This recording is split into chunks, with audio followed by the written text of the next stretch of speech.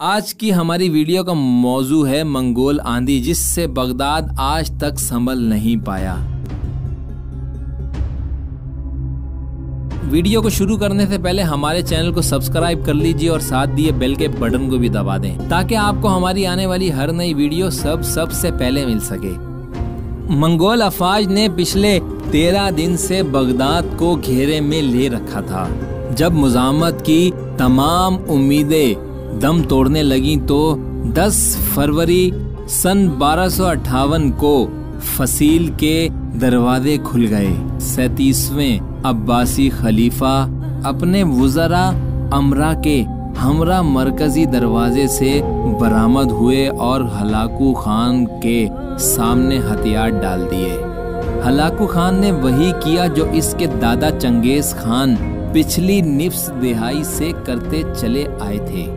اس نے خلیفہ کے علاوہ تمام اشرافیہ کو وہیں تلواروں کے گھاٹ اتار دیا اور منگول دستے بغداد میں داخل ہو گئے۔ اس کے آگے چند دن تک جو ہوا اس کا کچھ اندازہ مورخ عبداللہ واصف شیرازی کے الفاظ سے لگایا جا سکتا ہے۔ وہ شہر میں بھوکے گدھوں کی طرح پھر گئے، اس طرح جیسے غضبناک بھیڑیے بھیڑوں پر حملہ بول دیتے ہیں۔ بستر اور تکیے چاقوؤں سے پھاڑ دیے گئے، حرم کی عورتیں گلیوں میں گھسیٹی گئیں اور ان میں سے ہر ایک تاتاریوں کا کھلونا بن کر رہ گیا۔ دریائے دجلہ کے دونوں کناروں پر آباد بغداد الف لیلہ کی شہزاد کا شہر خلیفہ ہارون رشید اور مامون کو قائم کردہ درا ترجمہ کا شہر تھا۔ یہ وہ شہر تھا جہاں مترجموں کو کتابیں تول کر سونا بطور معاوضہ دیا جاتا تھا۔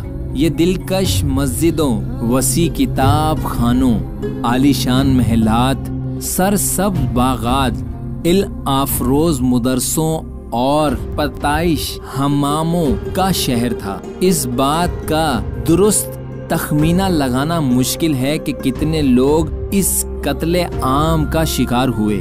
مورخین کا اندازہ ہے کہ 2 لاکھ سے لے کر 10 لاکھ لوگ تلوار، تیر یا بھالے کے گھاٹ اتار دیے گئے۔ تاریخ کی کتابوں میں لکھا ہے کہ بغداد کی گلیاں لاشوں سے اٹی پڑی تھی۔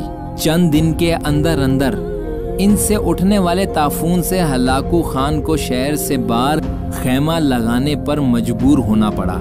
اس دوران جب عظیم شہنشاہی محل کو آگ لگا دی گئی اور اس میں استعمال ہونے والا ابنوس اور سندل کی قیمتی لکڑی کی خوشبو آس پاس کے علاقوں کی فضاؤں میں پھیلی بدبو میں مدغم ہو گئی۔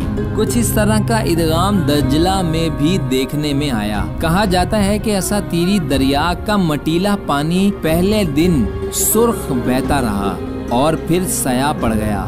سرخی کی وجہ وہ خون تھا جو گلیوں سے بہہ کر دریا میں شامل ہوتا رہا، اور سیاہی اس وجہ سے کہ شہر کے سینکڑوں کتب خانوں میں محفوظ نادر نسخے دریا میں پھینک دیے گئے اور ان کی سیاہی نے گھل گھل کر دریا کی سرخی کو ماند کر دیا۔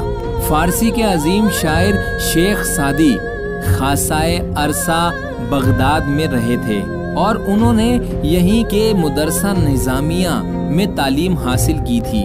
چنانچہ انہوں نے سکوت بغداد کو یادگار نوح لکھا جس کا ایک شعر دل کو ہلا دیتا ہے۔ ہلاکو خان نے 29 جنوری سن 1257 کو بغداد کے محاصرے کا آغاز کیا تھا۔ لمحے سے پہلے اس نے خلیفہ معتصم کو لکھا، لوہے کے سوئے کو مکہ مارنے کی کوشش نہ کرو، سورج کو بجھی ہوئی موم بتی سمجھنے کی غلطی نہ کرو، بغداد کی دیواریں فوراً گرا دو، اس کی خندقیں پاٹ دو، حکومت چھوڑ دو اور ہمارے پاس آ جاؤ۔ اگر ہم نے بغداد پر چڑھائی کی تو تمہیں گہری ترین پاتال میں پناہ ملے گی، نہ بلند ترین آسمان میں۔ 37ویں عباسی خلیفہ مستعصم باللہ کی وہ شان و شوکت تو نہیں تھی جو ان کے عظیم الشان اجداد کے حصے میں آئی تھی، لیکن پھر بھی مسلم دنیا کے بیشتر حصوں پر ان کا سکہ چلتا تھا، اور خلیفہ کو ضم تھا کہ ان پر حملے کی خبر سن کر مراکش سے لے کر ایران تک کے سبھی مسلمان ان کے سامنے سینہ سپرد ہو جائیں گے۔ چنانچہ خلیفہ نے ہلاکو کو جواب میں لکھا، جوانوں، 10 دن کی خوش قسمتی سے تم خود کو کائنات کا مالک سمجھنے لگے ہو، جان لو کہ مشرق تا مغرب خدا کے ماننے والے اہل ایمان میری رعایا ہیں، سلامتی سے لوٹ جاؤ۔ ہلاکو خان کو اپنے منگول سپاہیوں کی صلاحیتوں پر پورا اعتماد تھا۔ وہ پچھلے 4 اشروں کے دوران اپنے آبائی وطن منگولیا سے نکل کر 4000 میل دور تک آن پہنچے تھے، اور اس دوران معلوم دنیا کے بڑے حصے کو اپنا متی بنا چکے تھے۔ بغداد پر حملہ کرنے کی تیاریوں کے دوران نہ صرف ہلاکو خان کے بھائی منگو خان نے تازہ دم دستے بھجوائے، بلکہ ارامینا اور جاریہ سے خاصی تعداد میں مسیح فوجی بھی آن ملے تھے، جو مسلمانوں سے صلیبی جنگوں میں یورپ کی شکست کا بدلہ لینے کے لیے بےتاب تھے۔ یہی نہیں، منگول فوج تکنیکی لحاظ سے بھی کہیں زیادہ برتر اور جدید ٹیکنالوجی سے برابر تھی۔ منگول فوج میں چینی انجینئرزوں کا یونٹ تھا، جو منجنیقوں کی تیاری اور بردوں کے استعمال میں مہارت رکھتے تھے۔ بغداد کے شہری آتش گیر مادے نفاتہ سے واقف تھے، جسے تیروں سے باندھ کر پھینکا جاتا تھا، لیکن بارود سے ان کا کبھی واسطہ نہیں پڑا تھا۔ اس زمانے کا بارود آہستگی سے جلتا تھا۔ منگولوں نے اس میں یہ جدت پیدا کی، اسے لوہے یا پکائی گئی مٹی کے تودوں میں رکھ دیتے تھے، جس سے وہ دھماکے سے پھٹ جاتا تھا۔ اس کے علاوہ منگولوں نے دھیوی کے بم بنانے میں بھی مہارت حاصل کر لی تھی۔ ان کی منجنیقوں نے شہر پر آتش برسانا شروع کر دی۔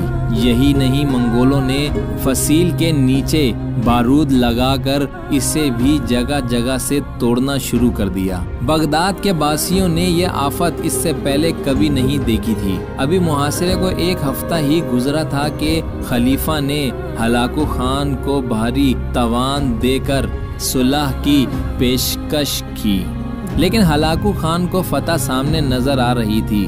اس نے یہ پیشکش فوراً ہی ٹھکرا دی۔ آخر 10 فروری کا دن آیا جب خلیفہ نے شہر کے دروازے منگولوں کے لیے کھول دیے۔ منگول مذہب میں کسی بادشاہ کا زمین پر خون بہانا بدشگونی سمجھا جاتا تھا، اسی لیے ہلاکو خان شروع میں خلیفہ کو یہ برابر کراتا رہا جیسے وہ بغداد میں اس کا مہمان بن کر آیا ہے۔ خلیفہ کی ہلاکت کے بارے میں کئی کہانیاں مشہور ہیں، تاہم زیادہ قرین قیاس ہلاکو خان کے وزیر نصیر الدین توسی کا بیان ہے کہ جو اس موقع پر موجود تھے۔ وہ لکھتے ہیں کہ خلیفہ کو چند دن بھوکا رکھنے کے بعد ان کے سامنے ایک ڈھکا ہوا خوان لایا گیا۔ بھوکے خلیفہ نے بے تابی سے ڈھکن اٹھایا تو دیکھا برتن ہیرے جیورات سے بھرا ہوا ہے۔ ہلاکو خان نے کہا کھاؤ۔ خلیفہ نے کہا یہ ہیرے کیسے کھاؤں؟ ہلاکو خان نے جواب دیا اگر تم نے ہیروں سے اپنے سپاہیوں کے لیے تلواریں اور تیر بنا لیتے تو میں دریا عبور نہ کر پاتا۔ عباسی خلیفہ نے جواب دیا خدا کی یہی مرضی تھی۔ ہلاکو خان نے کہا اچھا تو اب میں جو تمہارے ساتھ کرنے جا رہا ہوں وہ بھی خدا کی مرضی ہے۔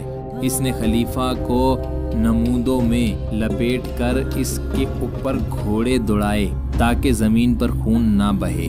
مستعصم باللہ کے جد ابو جعفر بن المنصور نے سن 762 میں بغداد نامی ایک چھوٹے سے گاؤں کے قریب رکھی تھی۔ صرف چند عرصوں کے اندر یہ بستی دنیا کی تاریخ کے عظیم ترین شہروں میں شامل ہو گئی۔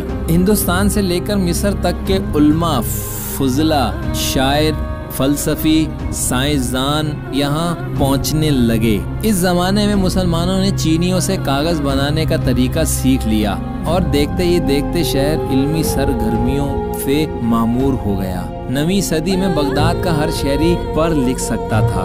सन 775 से लेकर 932 तक आबादी के लिहाज से बगदाद दुनिया का सबसे बड़ा शहर था। इसके अलावा इसे 10 लाख की आबादी तक पहुंचने वाले दुनिया का पहला शहर होने का आजाज भी हासिल है। आज से ठीक 760 बरस कबल बगदाद पर चलने वाली इस नागहानी मंगोल आंधी ने मेसोपोटामिया की हजारों साला तहजीब की कदम ऐसे उखाड़े कि वो आज तक संभाल नहीं पाई।